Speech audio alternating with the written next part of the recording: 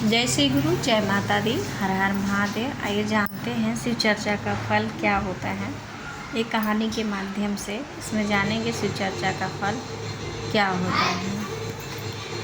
एक बार नारद ऋषि भ्रमण कर रहे थे, तो उन्हें भ्रमण करते करते याद आया, जहाँ भी उन्होंने नज़र डाला पृथ्वी लोक पे हर जगह जो है शिव चर्चा हो रही थी, शिव गुरु की पूजा हो रही थी, चर्चा हो रही थी।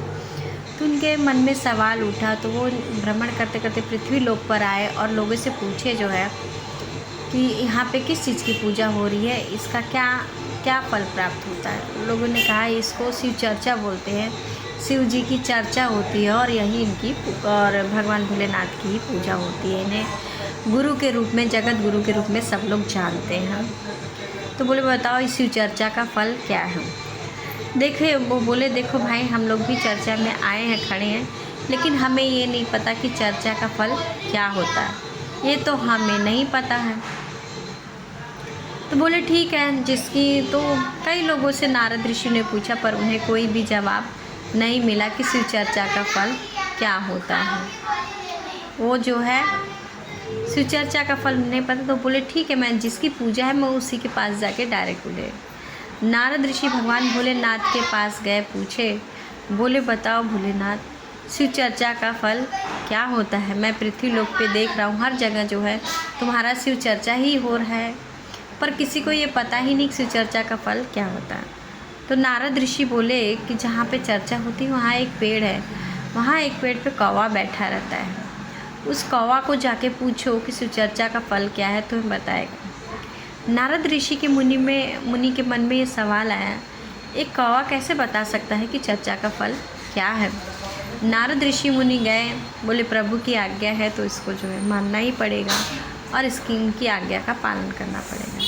वे कौवे के कान में बोले बताओ शिव चर्चा का फल क्या है। कौवा ये बात सुनते ही कौवा मर गया। फिर नारद ऋषि को बहुत ही दुख हुआ, नारद ऋषि को बहुत दुख हुआ और फिर वो प्रभु भगवान भोलेनाथ के पास वापस गए। बोले प्रभु, आपने मुझे जिसके पास भेजा था वो चर्चा का नाम सुनते ही वो कौवा मर गया, लेकिन मुझे मेरे सवाल का जवाब ज्ञान मुझे प्राप्त नहीं हुआ। तो भगवान भोलेनाथ बोले अच्छा ठीक है, आप जंगल में आप चले जाओ, एक सूअर ने बच्चे दिए हैं, उस सूअर के कान में जाके पूछो, एक सूअर है जो भटकता है, जो उसने बच्चे को जन्म दिया है, वो सूअर का बच्चा तुम्हें बताएगा शिव चर्चा का फल क्या है। बोले ठीक है। तो नारद ऋषि मुनि ये सोचे कि मैं अभी तक भ्रमण करते हुए गया तो मुझे पता नहीं चला, वो कौवा बेचारा मर गया, देखो इसके साथ क्या होता है, मुझे इस ज्ञान प्राप्त होगा कि नहीं होगा। नारद ऋषि क्या करें, भ्रमण करते करते जो है वहाँ पे जंगल में गए, तो वहाँ देखे वहाँ सूअर के बच्चे ने जन्म लिया था। सूअर के बच्चे के कान में बोले कि शिव चर्चा का फल क्या है। इतना सुनते ही सूअर का बच्चा भी मर गया। नारद ऋषि वहाँ से भी लौट आए और भगवान भोलेनाथ के पास पहुँचे और बोले भगवान भोलेनाथ, वहाँ जो है वो सूअर का बच्चा मर गया, पर मुझे ज्ञान प्राप्त नहीं रहे, मेरे जाने से सबकी मृत्यु हो जा रही है, इसलिए आप मुझे डायरेक्ट ज्ञान दे दीजिए, किसी के पास मत भेजिए। तो भगवान भोलेनाथ बोले कोई बात नहीं, एक गाय का बच्चा बछड़ा जन्म देने वाला, आप उससे जाके पूछो, उस बछड़े से पूछना शिव चर्चा का फल क्या है, वो तुम्हें अवश्य ही बताएगा। नारद ऋषि बोले कि भगवान अब तक आपने मुझे जहाँ भेजा वहाँ कोई था नहीं, वहाँ कोई था नहीं, इसलिए मुझे किसी ने मारा नहीं, मैं बच गया। अब जहाँ आप मुझे भेज रहे हैं वहाँ पे समाज के इतने सारे लोग रहेंगे और गाय के बछड़े को अगर कुछ हो गया तो सब मेरे ऊपर ही इल्ज़ाम लगाएंगे, इसलिए आप कुछ ऐसा उपाय कीजिए, मुझे यहीं बता दीजिए, मुझे वहाँ ना जाना पड़े। तो भगवान भोलेनाथ बोले नारद ऋषि कुछ नहीं होगा, आप जाइए वहाँ पे, वो बछड़े का बच्चा आपको बताएगा शिव चर्चा का फल क्या हो। नारद ऋषि डरते डरते गए कि अगर उस बछड़े के बच्चे को कुछ हो जाएगा तो लोग मुझे ही मारेंगे, इसलिए वो डरते डरते चला गया। एक दिन जब वो बछड़े के पास जब गए, जब देखे नारद ऋषि मुनि ने देखा कि सब लोग वहाँ से हट चुके हैं, सिर्फ बछड़े का बच्चा ही बचा, तो उसके कान में जाके बोले शिव चर्चा का फल क्या होता है। इतना सुनते हुए बछड़े का बच्चा भी मर गया। फिर नारद ऋषि के मुनि के मन में बड़ा ही दुख हुआ और पश्चाताप भी हुआ कि मैं जहाँ भी जा रहा हूँ, जिससे भी पूछ रहा हूँ चर्चा का फल क्या है, वो मृत्यु को प्राप्त हो जा रहा है, इसलिए वो भगवान भोलेनाथ के पास गए और बोले, भगवान भोलेनाथ मैं गया, ऐसा ऐसा हुआ, वो बच्चा मर गया मेरे बोलते ही। तो भगवान भोलेनाथ बोले, कोई बात नहीं, एक राजा है बहुत प्रतापी है, उसको 20 वर्ष बाद संतान हुई है, आप उस बच्चे के कान में जाके पूछना शिव चर्चा का फल क्या होता है, वो आपको अवश्य ही बताएगा। नारद ऋषि बोले कि अब तक आपने मुझे जहाँ भेजा जो है महादेव, वहाँ जो है सब जानवर के बच्चे थे, किसी ने कुछ नहीं बोला, और राजा को तो 20 साल बाद संतान हुई है, अगर मैं जाऊँ उसके बच्चे को जो है तो सब लोग मुझे ज़िंदा ही मारेंगे, बहुत पीटेंगे। बोले कोई कुछ नहीं होगा, आप नारद ऋषि मुनि जाइए, मेरा नाम लेते हुए जाइए, कुछ नहीं होगा। नारद ऋषि बोले प्रभु की आज्ञा है, उनका पालन तो करना ही पड़ेगा, चलो मैं प्रभु के लिए मार भी खा जाऊंगा, लेकिन जाऊंगा अवश्य। नारद ऋषि फिर जहाँ चले गए राजा के घर, वहाँ बाहर जाके उनके सैनिक लोग बोले एक बहुत ही संत आए हैं, राजा जी आपसे मिलना चाहते हैं।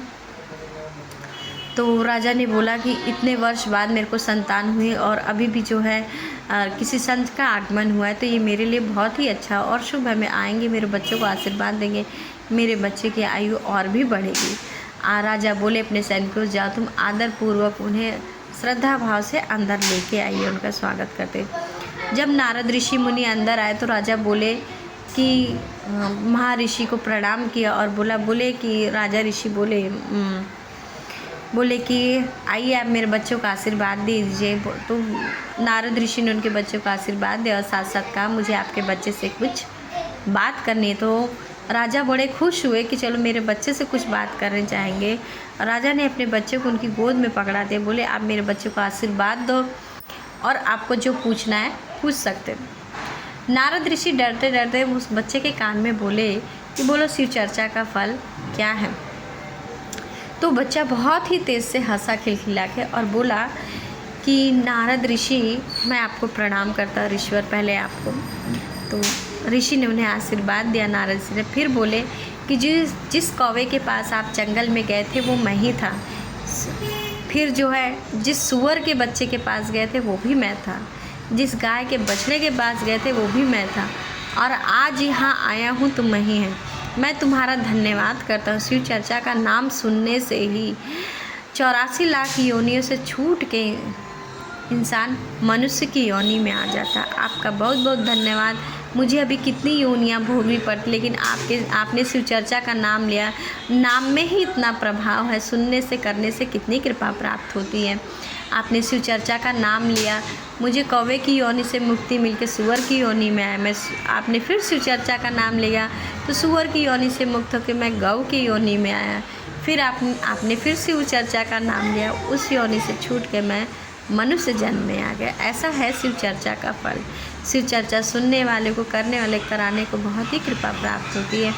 आप सब पे जगत गुरु की कृपा बनी रहे। बोलिए हर हर महादेव, घर हर हर। अगर आप सबको ये कहानी अच्छी लगे प्लीज़ कमेंट में हर हर महादेव अवश्य लिखें।